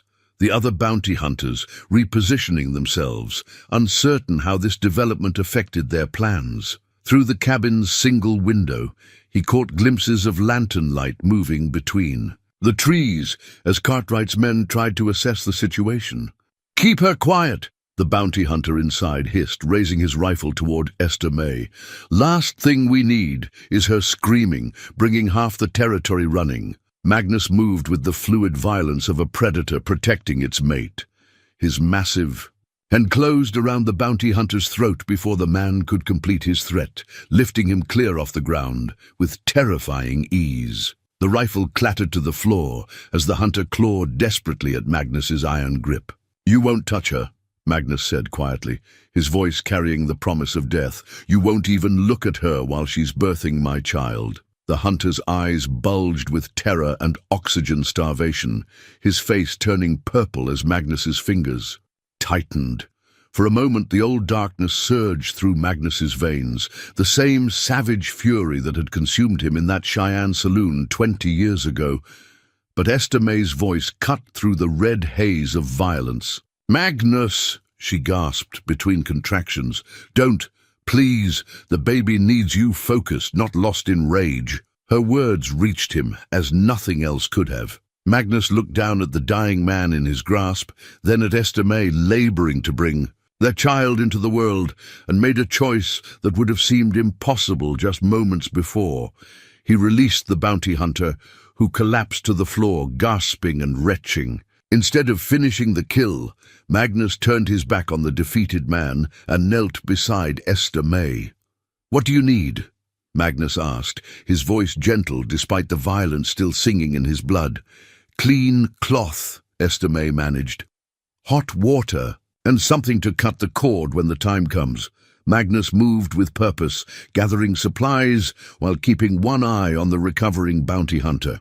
The man remained on the floor, massaging his bruised throat and staring at Magnus with a mixture of fear and bewilderment. Outside, voices carried on the night air, Cartwright demanding answers, his men reporting the unexpected complication. Magnus could hear frustration and uncertainty in their tones. The bounty hunters had planned for resistance, for violence, for any number of tactical challenges. They hadn't planned for the birth of a child. "This is a gift," Magnus realized, speaking more to himself than to Esther May. "They won't risk the noise of gunfire while you're in labor, too dangerous with other settlers nearby." Esther May nodded, understanding the tactical advantage, even through her pain. "How long until dawn?" 6 hours. Maybe 7. Magnus pressed a cool cloth to her forehead, marveling at her composure even in extremity. "Think you can hold out? That long? Babies come when they're ready," Esther May replied with a weak smile. "This one seems determined to make an entrance tonight." Through the next hours, Magnus found himself living in 2 worlds simultaneously. Part of him remained the deadly mountain man, tracking every sound outside the cabin, calculating angles and distances for the violence that must eventually come. But another part, a part he'd never known existed, was utterly absorbed in the miracle unfolding before him. Esther May labored with quiet courage, biting down on a leather strap to muffle her cries. Magnus held her hand, offering what comfort he could while marveling at the strength required to bring life into the world. He'd thought himself familiar with courage from his years of wilderness survival, but watching Esther May endure hours of agony to birth their child redefined his understanding of bravery. The bounty hunter, who'd given his name as Peters, sat sullenly in the corner, nursing his bruised throat and making no further aggressive moves. The display of Magnus's barely leashed violence had thoroughly cowed him, but Magnus knew the man would turn dangerous again the moment circumstances shifted. "You really didn't know?" Peters asked during a lull between contractions, his voice hoarse from the near strangulation. Magnus shook his head. "She never told me." "Why not?" Magnus looked down at Esther May's sweat-dampened face, thinking of the shame he'd seen in her eyes when the truth emerged. "Because she's a good woman who thought she was protecting me from obligation." Peters laughed harshly. "Hell of a woman to birth a child in the middle of a gunfight." "Hell of a woman, period," Magnus replied with quiet pride. As the hours passed, Magnus found himself thinking about the cradle he'd carved through the long winter nights. The piece sat in the cabin's corner, its smooth curves and perfect joints, a testament to dreams he'd never dared voice. He'd carved it thinking of some impossible future, never imagining that future was already growing within the woman he loved. Esther May's labor intensified as dawn approached, her quiet endurance giving way to urgent need. Magnus found himself thrust into the role of midwife, guided by half-remembered conversations with his mother about the births of his younger siblings. "I can see the head," Magnus announced, his voice tight with emotion. "The baby's coming, Esther. Just a little more." Outside, the sound of approaching horses cut through the morning air. Cartwright's patience had finally run out, and reinforcements were arriving to end the standoff once and for all. But Magnus barely registered the threat. His entire world focused on the child emerging into his trembling hands. The baby arrived. With the sunrise, small and perfect and absolutely silent. For a terrifying moment, Magnus thought they'd lost the child, but then Esther May touched the tiny chest with one finger and the infant drew its first breath, letting out a cry that seemed to fill the entire world with possibility. "A son," Magnus whispered, cradling the child with hands that had dealt death but now held new life. "We have a son." Esther May smiled through her exhaustion, reaching up to touch the baby's face. "He's beautiful. Perfect." The moment of peace was shattered by Cartwright's voice from outside the cabin. "Time's up, Magnus. You've had your fun, but this ends now. Come out with your hands empty, or we're coming in shooting." Magnus looked down at his newborn son, then at Esther May, and felt something shift in his chest. The darkness that had driven him to the mountains was still there, the capacity for violence that marked his bloodline. But it was balanced now by something stronger. The fierce protectiveness of a father, the desperate love of a man who'd found what he was meant to fight for. He wrapped the baby in soft cloth from Esther May's sewing kit, then placed the child gently in the hand-carved cradle that had waited so long for this moment. The sight of his son, nestled in the bed he'd made with his own hands, filled Magnus with a sense of rightness he'd never experienced before. "Stay with him," Magnus told Esther May, his voice carrying absolute certainty. "No matter what happens, protect our son." Esther May's eyes widened with understanding and fear. "Magnus, don't do anything foolish." But Magnus was already moving, the birthing cloth still in his hands, a simple piece of fabric that now carried the weight of everything he valued in the world. The cloth had been part of his son's first moments, and he would carry it into battle, as a reminder of what he fought to preserve.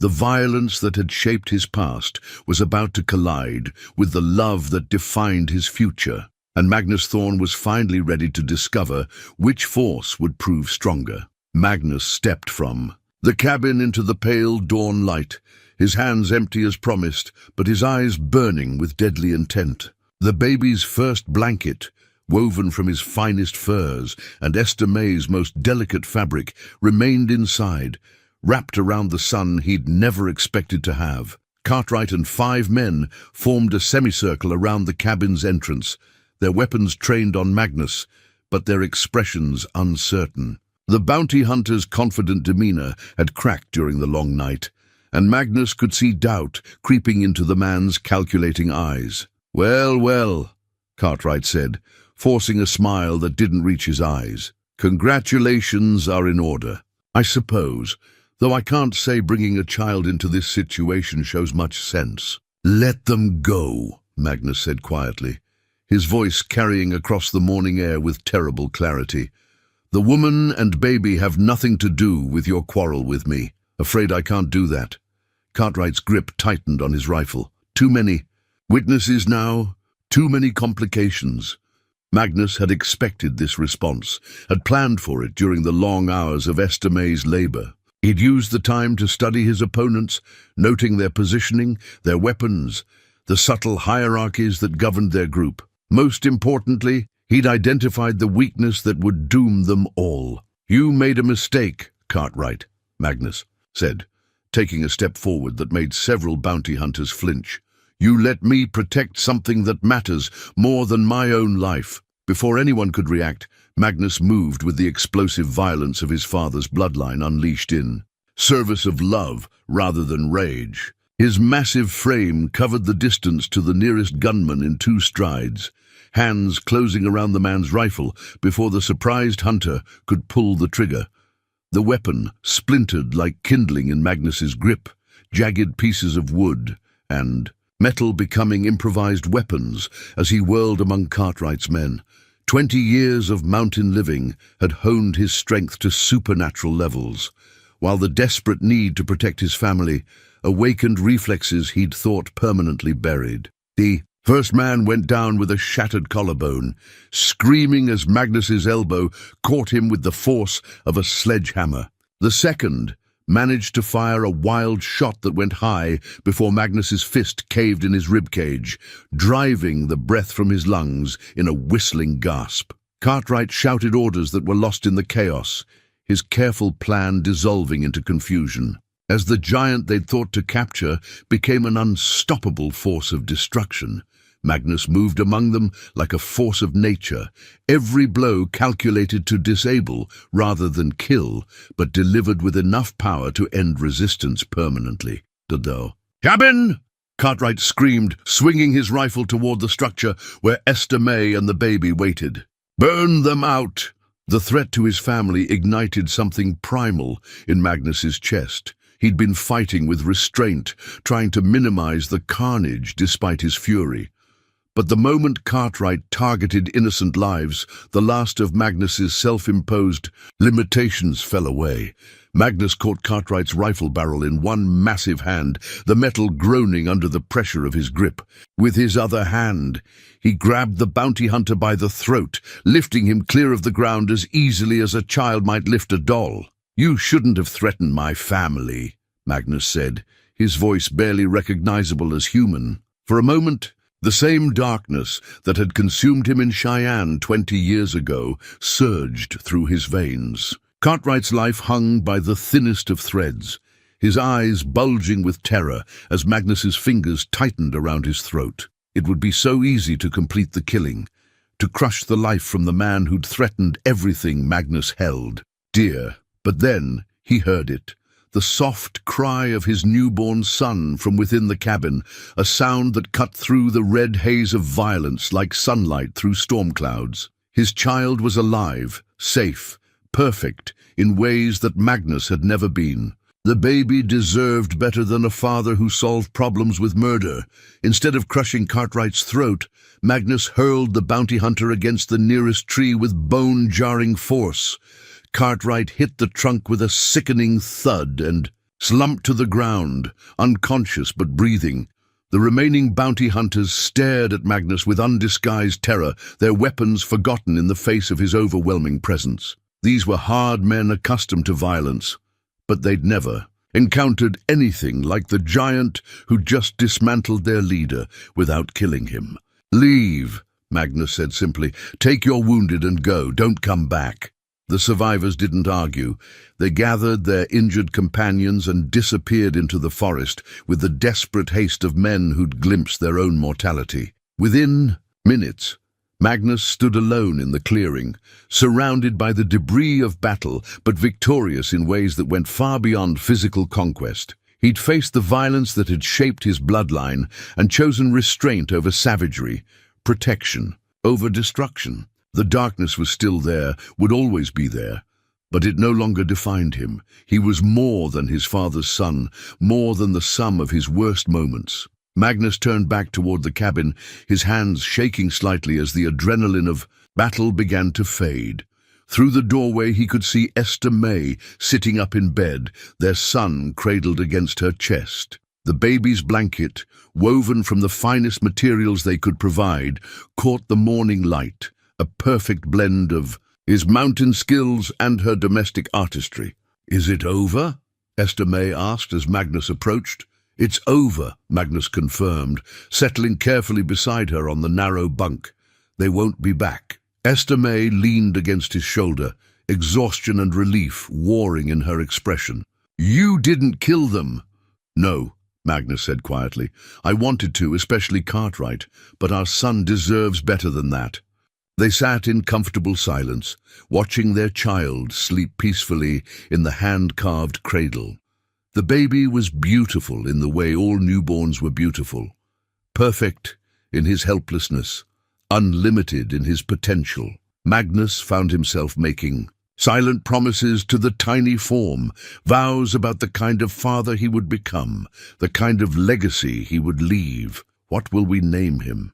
Esther May asked softly. Magnus considered the question, thinking of his own violent heritage and the possibility of breaking cycles that had persisted for generations.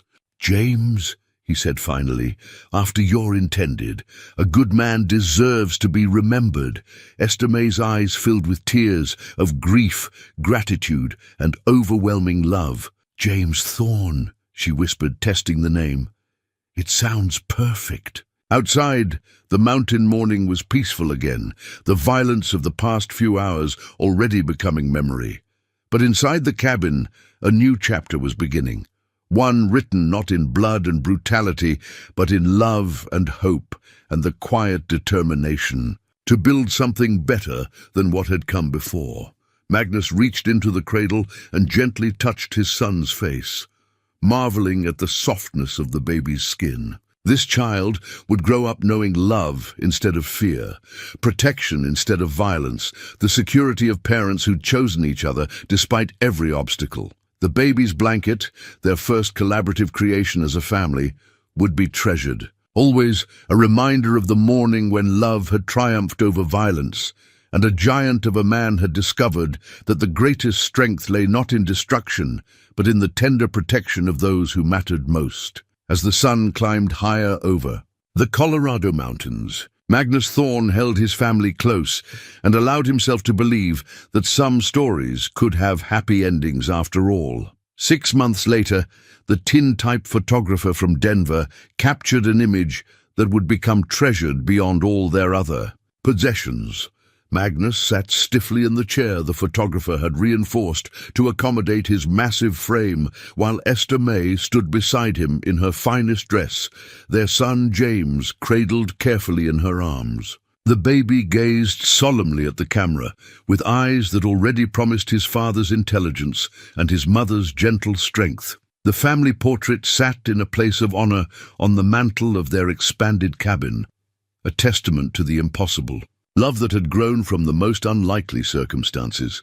Magnus had added 2 rooms to the structure during the spring, creating space for their growing family and the domestic happiness he'd never imagined possible. The changes to their home reflected the deeper transformation in Magnus himself. The man who'd lived in solitary isolation for 15 years now found his days filled with the sounds of family life, Esther May's humming as she worked, James's gurgling laughter, the rustle of domesticity that had once seemed foreign, and now felt essential as breathing. Pine Ridge had gradually accepted Magnus as one of their own, though the process hadn't been without its challenges. The townspeople had needed time to reconcile their fear of the mountain giant with the reality of the gentle father who brought his family to church each Sunday and helped his neighbors with tasks that required his unique strength. Tom Morrison had been among the first to extend genuine friendship, recognizing the debt the community owed to the man who'd protected them from what they'd believed was a Ute threat. Turns out, having a guardian angel who stands 8 feet tall isn't such a bad thing, Morrison had joked after learning the truth about Cartwright's deception. The Henderson family had become their closest friends, their children serving as playmates for James, and their home a second sanctuary for Magnus. When the weight of community attention became overwhelming, Tom Henderson had dropped his stubborn insistence on defending his remote homestead, moving his family closer to town after gaining a new appreciation for the value of neighbors and mutual protection. Magnus had found work as the settlement's unofficial protector and arbitrator of disputes, his reputation for fairness and his obvious devotion to his family gradually overcoming the fears his size had once inspired. The irony wasn't lost on him that the violence he'd fled to the mountains to escape had, when tempered by love and purpose, become the foundation for his acceptance into civilized society. Esther May had established herself as Pine Ridge's premier seamstress, her skills in demand throughout the territory. But more than her professional reputation, it was her gentle influence on Magnus that had won the community's respect. People could see how the feared mountain man softened in her presence, how his harsh features relaxed into tenderness when she spoke, how completely he'd been transformed by love.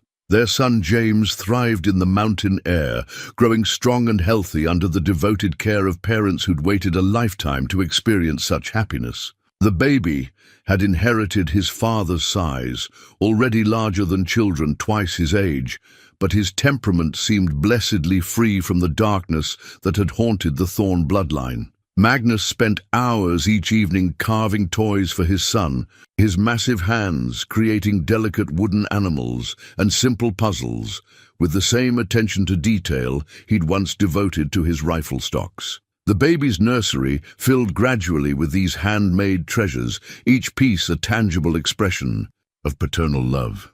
"He's going to be spoiled beyond all reason," Esther May observed one evening, watching Magnus present James with an intricately carved wooden horse. "Good," Magnus replied without hesitation. "He should know he's treasured, should grow up certain of his worth." It was a deliberate choice to shower their son with the affection Magnus had never received, to break the cycle of harsh neglect that had shaped his own childhood. James would know love as his birthright rather than violence as his inheritance. The cabin itself had become a gathering place for the community's children, drawn by Magnus's patient storytelling and the fascinating woodworking projects that emerged from his workshop. Parents who'd once hurried their offspring away from the fearsome giant now encouraged friendships that taught their children to look beyond surface appearances to find the gentle heart beneath. "Tell us about the bear again, Mr. Magnus," little Billy Henderson would plead, settling cross-legged on the floor with the other children. Magnus would oblige with tales of wilderness encounters, always emphasizing respect for nature and the importance of understanding rather than fearing the wild creatures that shared their mountain home. These stories, woven with gentle humor and practical wisdom, had become legend among Pine Ridge's youngest residents. Esther May watched these interactions with quiet satisfaction, recognizing how completely her husband had embraced his role as protector and teacher to the entire community. The man who'd once believed himself too dangerous for human company had become the person others turned to for guidance and comfort. Their marriage had been formalized in a simple ceremony at the Pine Ridge Church, with the entire community in attendance to witness the union that had already been blessed by love and parenthood. Magnus had worn his only good suit, specially tailored to accommodate his extraordinary frame, while Esther May had sewn her own wedding dress from silk she'd ordered specially from Denver. The ceremony had been interrupted only once, when baby James had begun crying during the exchange of vows. Magnus had gently taken his son from Esther May's arms, holding the baby against his chest until the crying subsided into contented gurgling. The image of the giant man soothing his child while pledging eternal love to his bride had brought tears to every eye in the congregation. Now, as winter approached once again, Magnus found himself looking forward to the season he'd once endured in isolation. This year would bring family traditions, reading by the fire while James slept, teaching Esther May the wilderness skills that would keep them all safe, planning improvements to their home that would accommodate their growing family. For Esther, May was carrying again, a development that filled Magnus with joy and protective anxiety in equal measure. The thought of another child, perhaps a daughter this time, expanded his definition of happiness beyond anything he'd thought possible. "Do you ever regret it?" Esther May asked one evening as they sat before the fire, James sleeping peacefully, in the carved cradle that had become the symbol of their family's beginning. "Giving up the solitude you valued so much?" Magnus considered the question seriously, looking around their home filled with signs of domestic happiness. The family portrait gazed down from the mantel, capturing a moment of perfect contentment. Esther May's sewing occupied one corner, James's toys another. The sense of home-cooked meals and baby powder had replaced the stark emptiness of his bachelor existence. "Solitude was never what I valued," Magnus said finally. "Safety was what I valued, keeping others safe from what I thought I might become. But I learned something important these past months." "What's that?" "Love doesn't make us weaker. It makes us capable of becoming who we were always meant to be." Esther May smiled, settling more comfortably against his side. "And who were you?" Meant to be. Magnus looked down at his sleeping son, then at the woman who'd seen past his fearsome exterior to find the heart he'd thought permanently broken. A husband, a father, a man who builds rather than destroys. Outside, snow began to fall in the first storm of the season, but the cabin remained warm and bright with the light of family love. The family portrait on the mantel would soon be joined by others. Images of birthdays and holidays, of their children's first steps and school celebrations, of all the ordinary miracles that comprised a life well lived. Magnus Thorne had found his way home at last, not to a place but to a purpose. The violence that had driven him to the mountains remained part of his nature, but it now served love rather than ruling it. He was the guardian of everything precious in his world, and that guardianship had transformed him from a man fleeing his demons into a man who'd learned to make peace with them. Sometimes the heart finds love in the most unexpected places, with the most unlikely people. And sometimes, if we're very fortunate, that love has the power to remake us entirely, turning monsters into men and solitary souls into the beating hearts of families that will endure for generations. The snow continued to fall outside there. Mountain home, but inside warmth reigned eternal. The kind of warmth that comes not from fire, but from the steady burning of love that has found its true home at last.